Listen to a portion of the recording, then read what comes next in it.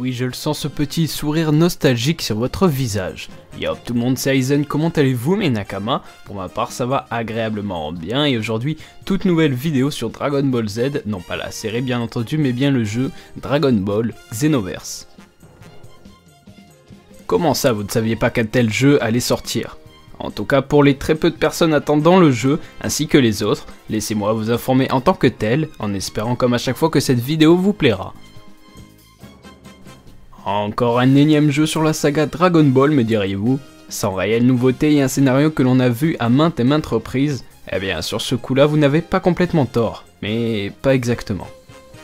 Édité par Bandai Namco Game et développé par Dimps, ce nouveau jeu vous proposera de refaire l'histoire de DBZ avec un changement assez radical, car dans ce nouvel opus prometteur qui introduira un nouveau protagoniste totalement inédit, c'est-à-dire vous. Oui, c'est bizarre à dire comme ça, mais vous allez comprendre. Dans le jeu, le joueur est contacté par Trunks du futur afin de l'aider à mettre fin aux situations chaotiques qui ont lieu dans différentes dimensions et à différentes époques de la saga. Le scénario du jeu est donc centré sur le temps et sur les changements du cours de l'histoire de Dragon Ball par des forces hostiles. On connaît tout de même leur nom puisqu'ils apparaissent dans le jeu Dragon Ball Online sorti précédemment et répondant au nom de Towa et Mira, dont le but est de rassembler un maximum de ki, qui est l'énergie dans le jeu, pour une raison donc encore inconnue. Le but du jeu étant de rétablir l'histoire de Dragon Ball qui, dans le jeu, débute avec l'arrivée de Raditz sur Terre et prend fin à l'affrontement de la saga Buu. Vous avez compris, le personnage qu'appelle le Trunks du futur, c'est vous. Un personnage que l'on n'aurait jamais vu avant puisque c'est vous qui allez le créer. Oui, vous avez bien entendu, le jeu permettra aux joueurs de customiser leur propre personnage, que ça soit le sexe du personnage, la couleur de peau, les cheveux, la carrure, la race, ainsi que les vêtements. Vous aurez donc le droit à 5 races tirées directement de la série. Humain, Freezer, Majin, Saiyajin, donc Saiyan, et enfin Namek. Ne me demandez pas comment ça se passe lorsque l'on choisit Freezer, il voulait sûrement parler de la race de Freezer qui est un extraterrestre. Vous avez donc compris que le personnage aux cheveux rouges que l'on a aperçu dans le trailer montrant la venue de celui-ci n'est autre qu'un avatar créé avec l'éditeur de personnages du jeu, même si celui-ci ressemble fortement à un Gohan en mode dieu. A ce jour, et je précise sans les 3-4 DLC prévus, Dragon Ball Xenoverse devrait contenir 47 personnages, sans compter les transformations en Saiyan ou celles des extraterrestres, mais je vous laisse le choix d'aller vérifier ces listes de personnages sur le net.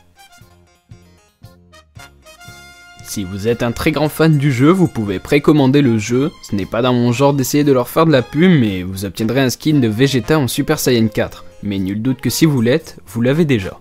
Après pour moi les DLC sont très dispensables, bien que leurs prix n'ont pas été communiqués pour le moment. Un point que l'on n'a pas encore vu, c'est bien entendu le gameplay, et pourtant c'est bien le truc principal quoi. Pour ceux qui n'ont pas aimé du tout Dragon Ball Battle of Z, je peux comprendre. En tout cas si c'est le combat en équipe qui vous a déplu, eh bien votre peine est à nouveau de mise puisqu'ils seront de nouveau disponibles. Un système de ralenti à la manière des récents Mortal Kombat a aussi été ajouté à la partie où l'on peut voir le visage du personnage subissant le coup plus ou moins puissant. Le système de transformation en Super Saiyan dans Dragon Ball Xenoverse est semblable à celui de Butokai 3. Les Saiyans pourront ainsi se transformer en Super Saiyan en cours de combat et retrouver leur forme initiale une fois qu'ils sont fatigués ou lorsque le combat est terminé. Je dis Saiyan mais cela pourrait être un tout autre personnage comme Freezer, Cell ou Boo. Le jeu contient un aspect RPG, vous pouvez donc vous balader librement dans la ville de Tokitoki qui sert de point de ralliement entre les quêtes.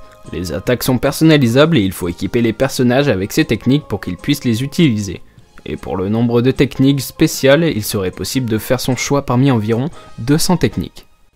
Pour ce qui est du reste, ayant le gameplay sous les yeux, je vous laisse en juger en vous laissant bien entendu des surprises dans le jeu.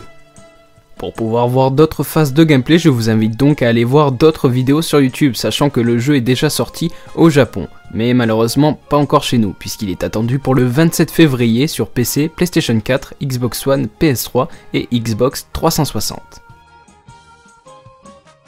Voilà, la vidéo est à présent terminée, en espérant quand même qu'elle vous aura plu malgré la durée de celle-ci, mais bon, hein, j'essaie quand même de vous réserver un maximum de surprises pour ce jeu qui s'annonce vraiment très prometteur et que j'ai vraiment envie de tester, en espérant aussi vous avoir donné l'envie d'y jouer. Et puis si cette vidéo vous a plu, pourquoi pas ne pas lâcher un like, un commentaire, partagez cette vidéo et ainsi venir vous abonner à ma chaîne. Et puis nous on se retrouve très bientôt pour d'autres vidéos. D'ici là, prenez soin de vous, ciao tout le monde, peace, c'était Aizen. J'ai le regret de vous informer que votre règne touche à sa fin. Signé, votre dévoué Vegeta.